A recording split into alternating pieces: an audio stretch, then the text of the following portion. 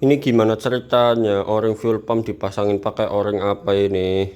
O-ring jenis tutup kelep ya sepertinya ini. Ya akhirnya ya begini ya. Pada basah semua. Ini orang tolol mana yang masang o-ring kayak gini? O-ringnya itu tadi di bagian sini coy. Harusnya kan di sini ya. Besar. Ya. Nah, bagaimana cara melakukan proses pemasangan o-ring fuel pump yang baik dan benar? Simak ya caranya. Oke, pertama kita lakukan pelepasan pada bagian o-ring ini yang salah ya. Nggak tahu ini yang dipakai itu o-ring apa. Nah ini o-ringnya kecil cok ya, harusnya kan o-ringnya itu besar. Oke, untuk tahap yang selanjutnya kita kasih o-ring yang baru ya, dapat kita lihat perbedaan o-ringnya. Nah ini orang tolol mana yang masang o-ring fuel pump pakainya o-ring kayak gini ya, harusnya kan segini ukurannya. Oke, sekarang tinggal kita pasang ya. Jadi ini motor kendalanya itu hanya di bagian fuel pumpnya itu bocor ya, bocor bensin. Ternyata rembesan dari bagian sini ya, keluar dari atas tangki. Selanjutnya kita lakukan proses yang namanya pelumasan ya. Kasih pelumas sedikit di bagian o-ring nanti agar biar pas masuknya itu gampang ya. Seperti halnya apa itu yang harus dikasih pelumas dulu ya, biar masuknya gampang. Nah, coba pikir sendirilah ya. Oke, selanjutnya tinggal kita lakukan pemasangan saja ya. Oke, sekarang tinggal kita lakukan proses pemasangan fuel pumpnya ya. Bagaimana cara masangnya? Tinggal kita masukkan saja seperti ini ya.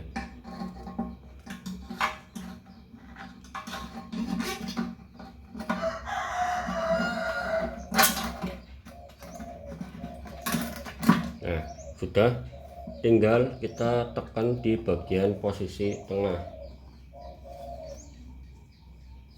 ya, tekan di bagian sini. Nah, udah terpasang dengan kencang, tinggal kita pasang platnya penahannya ya. Plat penahan itu seperti ini ya, pasang kayak gini.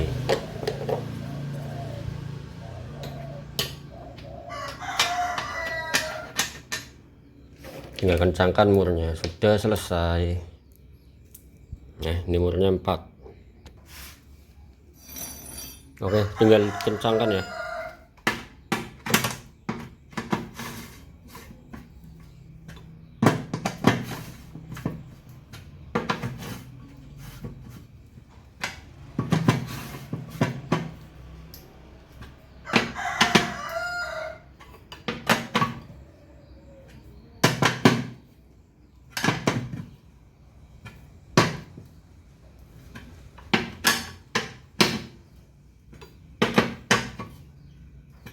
Oke, selesai.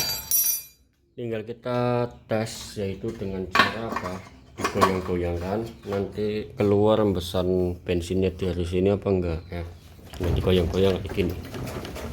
Kalau sudah enggak keluar berarti sudah aman.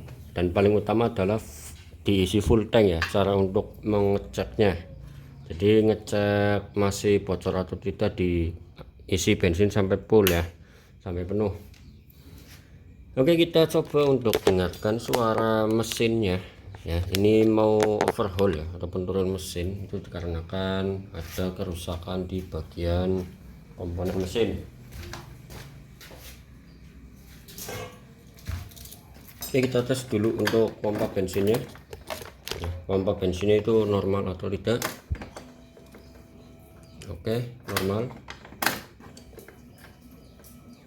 Nah,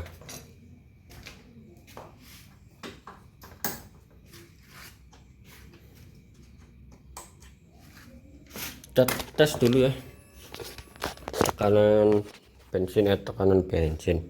Kita tes dulu untuk suara mesinnya. Oh, ini standar samping. Oke.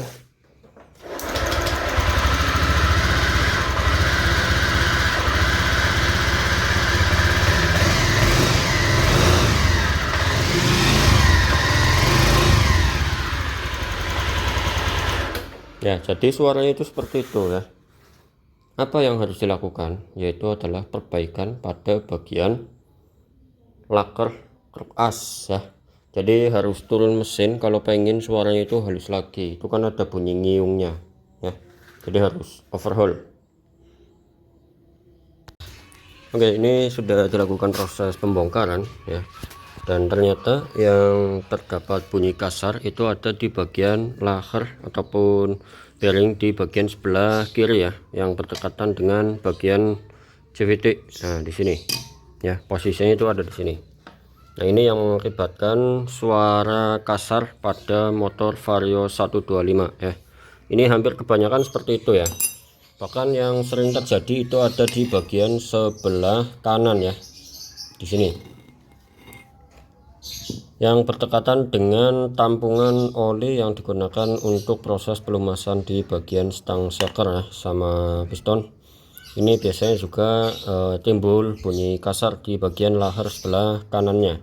Nah, ini untuk ukuran lakernya itu berapa nih ya, 7561. Oh, 7S61 ya kodenya. Jadi menggunakan sistem kode ya. Jadi jangan sampai salah membeli.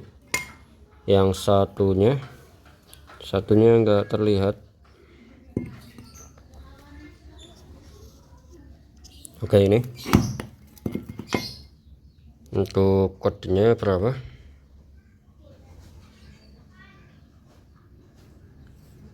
Mana tadi coy? Ini fokus 268Z. Oke, untuk kode laker bearing sebelah kanan pada Vario 125 itu adalah ini ya, B25266Z ya. Jadi jangan sampai salah beli ya. Kalau misalkan salah beli, kadang ada yang perbedaan tebal tipisnya di bagian laker ya. Jadi antara tebal ini itu kadang ada yang beda. Kalau misalkan lebih tebal, nanti pada saat kita melakukan proses pengencangan pada bagian crankcase itu nanti malah bikin macet pada bagian kruk as ya. Ini biasanya juga terjadi di sepeda motor beat ya. Itu biasanya kadang ada yang salah beli laker, jadi kodenya beda, otomatis untuk ketebalannya juga pasti berbeda. Itu nanti akan mengakibatkan yang namanya macet pada bagian kruk as ya, ketika pada bagian crankcase nya itu dikencangkan ya. Tinggal ini kita bawa ke tukang bubut ya untuk proses penggantian, karena untuk bengkel kita belum punya yang namanya alat tracker untuk melepas pada bagian bearing ya, ataupun mesin presnya itu enggak punya. Jadi kita bawa saja ke tukang bubut langsung. Nah, terus di sini itu tadi ada penyakit ya yang disebabkan dari ini water pumpnya ini udah kena ya. Kalau misalkan sudah seperti ini harus ganti satu set. Kalau misalkan beli satuan itu malah nanti harganya juga hampir sama ya.